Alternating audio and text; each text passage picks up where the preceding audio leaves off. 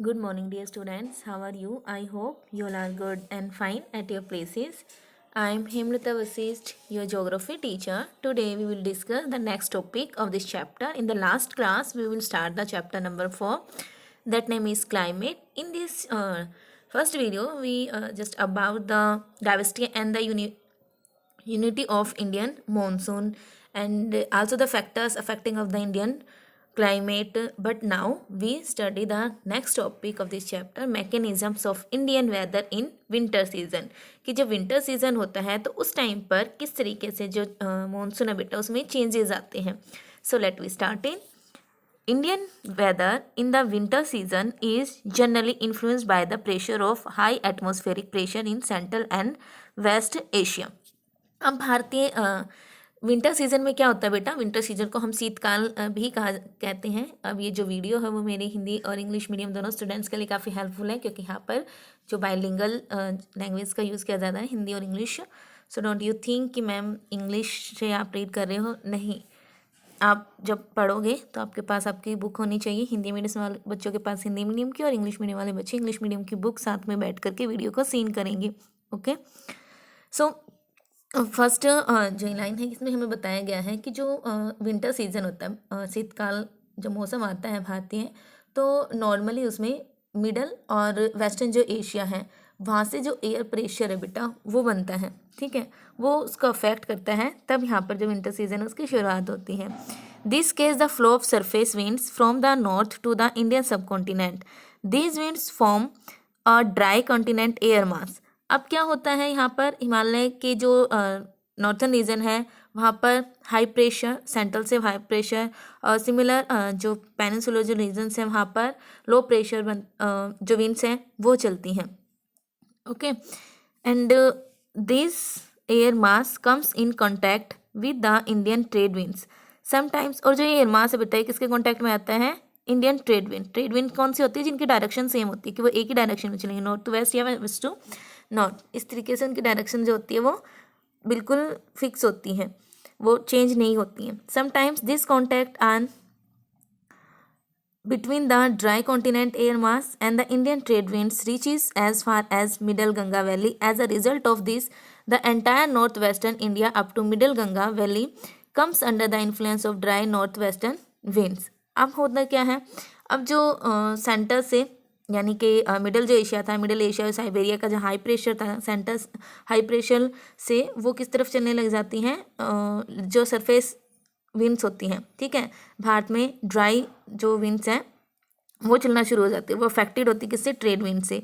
और यहाँ पर नॉर्थर्न और वेस्टर्न जो कॉन्टिनेंट है, नॉर्थर्न वेस्टर्न कॉन्टिनेंट से बेटा जो एयर्स हैं वहाँ पर ये इन्फ्लुएंस होते हैं ट्रेड विंड से. और उसके बाद गंगा जो घाटी है, गंगा वैली है, वहाँ तक पहुँच जाती है, जिससे कि जो मिडल गंगा वैली है वहाँ पर पूरा का पूरा जो एरिया है वो इन जो एयर्स थी, कौन सी एयर्स, नॉर्थर्न वेस्टर्न जो एयर थी, इनके इफेक्ट में आ जाता है. ठीक है, यहाँ तक पहुँच जाती हैं गंगा वैली तक. और गंगा का जो मिडल रीजन है वो वहाँ पर नॉर्थर्न और वेस्टर्न जो विंड्स हैं इनके इफेक्ट में आ जाते हैं. And the above pattern of pressure and winds is formed only in the lower parts of the atmosphere near the surface of the earth only. The upper air circulation is explained by the jet stream described below. अब उसके बाद क्या होता है, जैसा कि ऊपर हमें पैराग्राफ में बताया गया कि भाई सेंट्रल एशिया से विंड्स आती हैं, फिर एयर जो ट्रेड विंड्स हैं, ट्रेड विंड्स की अफेक्ट हो जाती है, उनसे इन्फ्लुएंस हो जाती हैं. और उसके बाद ये जो गंगा वैली है वहाँ तक पहुँच जाती है. फिर गंगा वैली का मिडल जो गंगा वैली रीजन है वो पूरा का पूरा जो एरिया है वो कवर्ड हो जाता है इन्हीं नॉर्थर्न वेस्टर्न विंड से. अब उसके साथ साथ बेटा जो हमारा अपर एटमॉस्फेयर है, अपर एटमॉस्फेयर में एक एयर सर्कुलेशन बनता है. कौन सा एयर सर्कुलेशन, यहाँ पर ना जेट स्ट्रीम्स चलती हैं. अब जेट स्ट्रीम क्या होती हैं, देखो, the jet stream these are upper level winds which blow 6 to 7 kilometre from the surface and attain greater velocity at higher levels. अब ये ना जो जेट स्ट्रीम होती हैं ये काफ़ी ऊपर चलती हैं एटमॉस्फेयर में. जो हमारा ट्रोपोस्फेयर है, सौरमंडल है, सौरमंडल में ऊपर की तरफ ये चलती हैं, काफ़ी 6 to 7 किलोमीटर ऊपर चलती हैं सरफेस से. और इनकी जो हाइट होती है, these winds blow up to a height of 12 to 16 kilometre within troposphere. और ये जो विंड्स है बेटा, जो ये जेट स्ट्रीम्स हैं वो 12 से 16 किलोमीटर की हाइट पर चलती हैं. और जिस एरिया में ये चलती हैं उनका जो लैटिट्यूडनल जो डिस्टेंस है वो चेंज हो जाता है अकॉर्डिंग टू हाइट, अकॉर्डिंग के अनुसार उनका जो लैटिट्यूडनल है वो चेंज होता रहता है। देखो यहाँ बताया गया है the area over which they blow very latitudinal with season and height.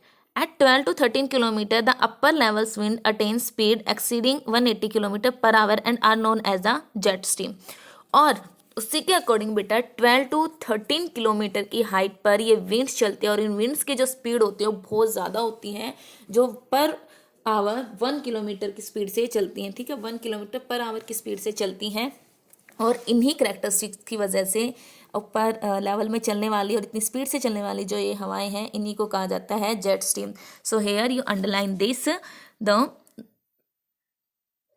at 12 to 13 km the upper level winds attain speed exceeding 180 km per hour are known as the jet stream. They are of two types. अब देखो जो jet streams होती है दो types की होती हैं। First होती है वेस्टर्न जेट स्ट्रीम, ओके, एक होती है ईस्टर्न जेट स्ट्रीम। अब वो कैसे भाई, वेस्टर्न जेट स्ट्रीम कैसे इनको नाम दिया गया? Westerly jet streams which blow from west to east. Western jet stream कौन सी होती है? जो वेस्ट टू ईस्ट की तरफ चलती है at the height of 12 kilometre. ठीक है, और इनकी जो हाइट होती है वेस्टर्ली जेट स्ट्रीम की वो 12 किलोमीटर होती है। अब बेटा इनकी जो डायरेक्शन थी फिक्स हो जाती है कि वो वेस्ट टू ईस्ट की तरफ ही चलेंगी, इसलिए इनको वेस्टर्ली जेट स्ट्रीम कहा जाता है। उसके बाद सेकंड है ईस्टर्ली जेट स्ट्रीम।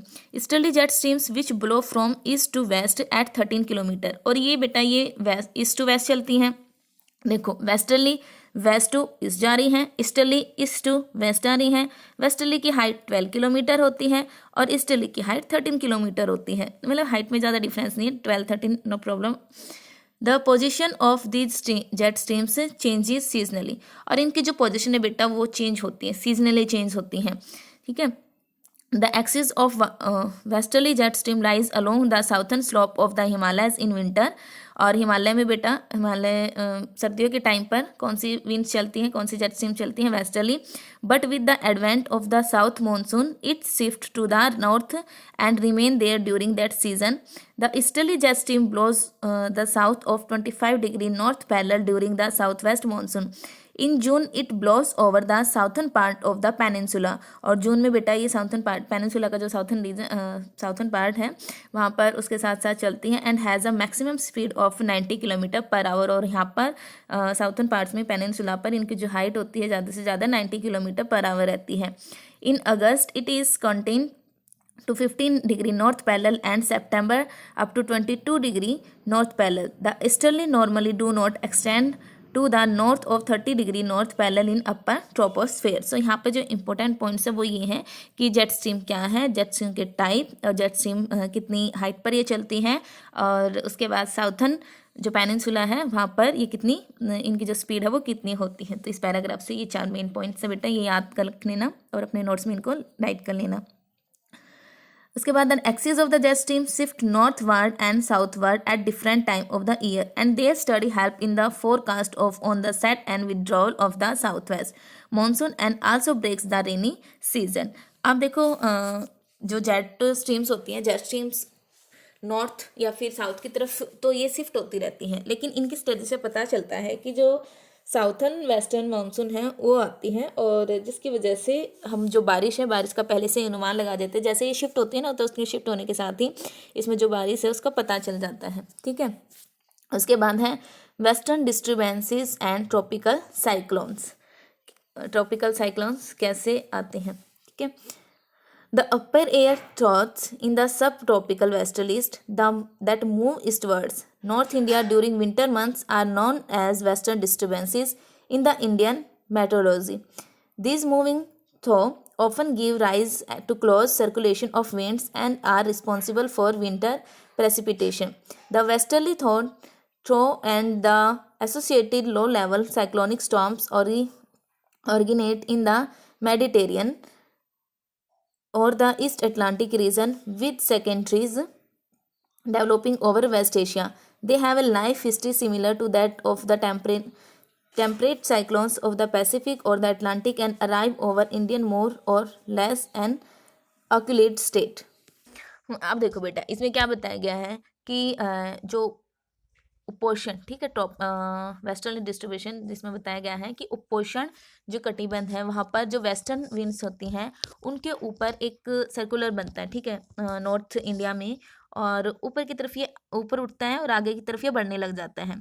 फिर इससे क्या होता है कि जो इंडियन फोरकास्टिंग है, जो इंडियन मौसम विज्ञान है, उन्हें इन्हीं को क्या कहा जाता है, इन्हीं को कहा जाता है वेस्टर्न डिस्टर्बेंसेस, ठीक है, भारतीय मौसम विज्ञान में इन्हीं को वेस्टर्न डिस्टर्बेंस कहा जाता है। और जब ये आगे बढ़ते हैं तो इससे जो विंड्स है वो सर्कुलर फॉर्म में घूमने लग जाती हैं और वो चलती है, सर्कुलर फॉर्म में चलती हैं। जैसे जैसे आगे बढ़ती हैं ये वेस्टर्नी विंड से, तो सर्कुलर फॉर्म में आगे की तरफ बढ़ती हैं, और इन्हीं के द्वारा जो अभी जैसे अभी बारिश हो रही है, ठीक है, जैसे कल आज ही बारिश हुई थी, तो ये जो सर्कुलर फॉर्म में जब चलती हैं तो इन्हीं के कारण विंटर सीजन में बारिश होती है इंडिया में, नॉर्थन इंडिया में। और वेस्टर्न जो विंड्स हैं, वेस्टर्न विंड्स और लो लेवल में यहाँ पर हल्के फुल्के तूफान भी आते हैं, साइक्लोन्स भी बनते हैं। और अगर हम बात करें मेडिटेरियन सी या फिर अटलांटिक जो रीजन्स हैं, वहाँ पर जो साइक्लोन्स हैं वो बनते हैं विंटर सीजन में ही।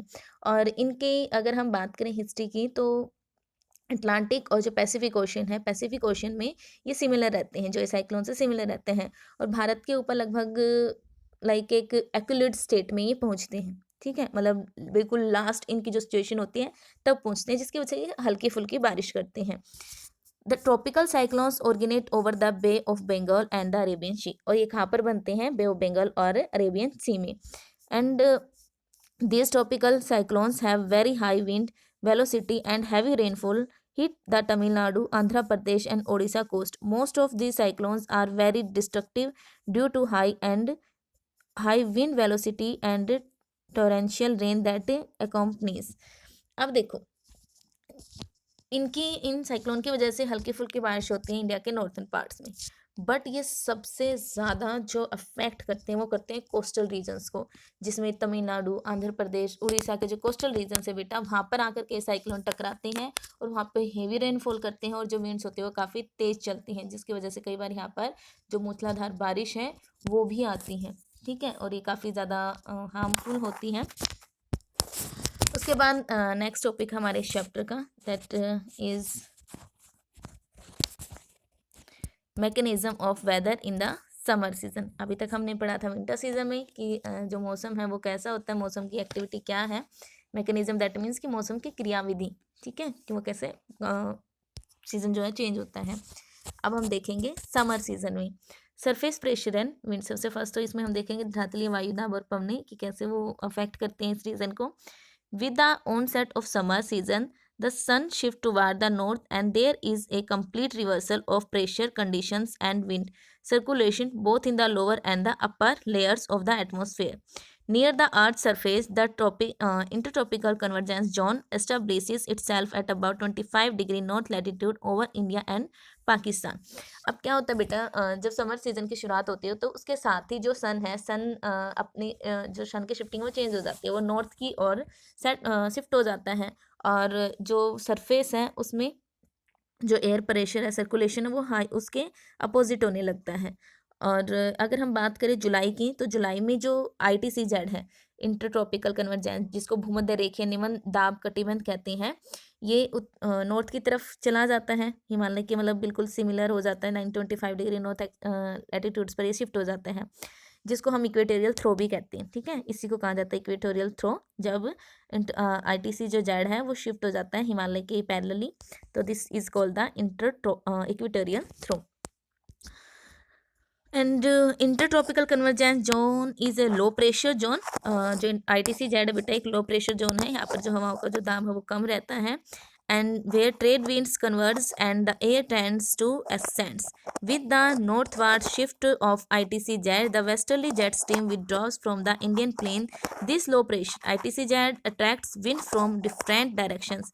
The maritime tropical air from southern hemisphere rushes to this low pressure zone after crossing the equator between 40 degree to 60 degree east longitudes. This is known as a southwest monsoon. According to another view, the southwest monsoon is just a continuation of the equatorial westerlies which are attracted by ITCZ. अब देखो low pressure था, low pressure area होने की वजह से जो हमारा Mediterranean throw था, मेडिटेरियन भूमध्य की जो श्रेणी थी, वहाँ पर जो एयर्स होती हैं वो डिफरेंट डिफरेंट डायरेक्शंस में से अट्रैक्ट होती हैं। डिफरेंट डिफरेंट डायरेक्शन से अट्रैक्ट होने के बाद साउथर्न जो हेमिस्फेयर बेटा, वहाँ पर मैरीटाइम ट्रॉपिकल यानी कि सामुद्रिक उष्ण कटिबंधीय वायु भूमध्य रेखा को पार करती है, और इसके बाद जो लो प्रेशर जो एरिया था उसको अफेक्ट करती है, और इसी से जो साउथर्न वेस्टर्न इसको मानसून कहते हैं। कब साउथर्न वेस्टर्न मानसून कहते हैं? जब एम्प्टी जो एयर प्रेशर था वो एंट्री कर जाता है लो प्रेशर इक्वेटर के साथ। और एक अदर अगर हम डेफिनेशन देखें तो उसके अकॉर्डिंग जो मानसून विंड्स जो हमारे इक्वेटोरियल जो लाइन है उससे वेस्टर्न की तरफ उनका विस्तार होता है, और जो कि भूमध्य रेखीय निम्नदाब कटिबंध द्वारा आकर्षित हो जाते हैं यहाँ पर। ठीक है, तो इस तरीके से ITC जेट को से अट्रैक्टेड हो जाते हैं। एंड आफ्टर दैट जेट प्रवाह, jet streams and upper air circulation की इसमें कैसे ये जो समर सीजन है इसको कैसे अफेक्ट करता है, यहाँ पर इनकी जो स्पीड है वो कैसी होती है। So in the upper layers of the troposphere, the conditions are entirely different. An easterly jet stream flow over the southern part of the peninsula in June. It has a maximum speed to 19 kilometre per hour. अब देखो यहाँ पर इसकी जो speed है वो 19 kilometre जाती है। ये हमें पढ़ा था भाई जब हम पढ़ रहे थे जेट स्ट्रीम्स के बारे में कि साउथर्न जो पेनिनसुला है वहाँ पर जो स्पीड है जेट स्ट्रीम की वो 90 किलोमीटर पर आवर होती है। In August it confined to 15 degree north latitude and September up to 20 degree north latitude. The easterly normally do not extend to the north of 30 degree north latitude in the upper atmosphere. अब यहाँ पे क्या होता है बेटा कि जो troposphere है, शोमंडल की जो ऊपरी जो लेवल है वहाँ पर जो डायरेक्शन है वो बिल्कुल डिफरेंट होती है।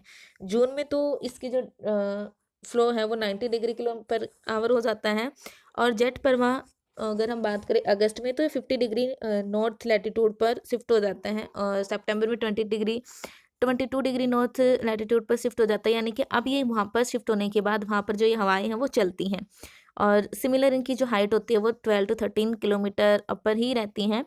और जो ईस्टर्ली जेट फ्लो है बेटा वो 30 डिग्री नॉर्थ लैटिट्यूड से हट नहीं, मतलब 30 डिग्री नॉर्थ लैटिट्यूड से ऊपर नहीं जा पाता है। 30 डिग्री जो लैटिट्यूड है उसी के मिड में जेट स्ट्रीम जो होता है वो शिफ्ट रहता है। उसके बाद है easterly jet stream and tropical cyclones कि ईस्टर्ली जेट स्ट्रीम से कैसे जो उष्ण कटिबंधीय चक्रवात हैं वो आते हैं, कैसे एक दूसरे से ये रिलेटेड है।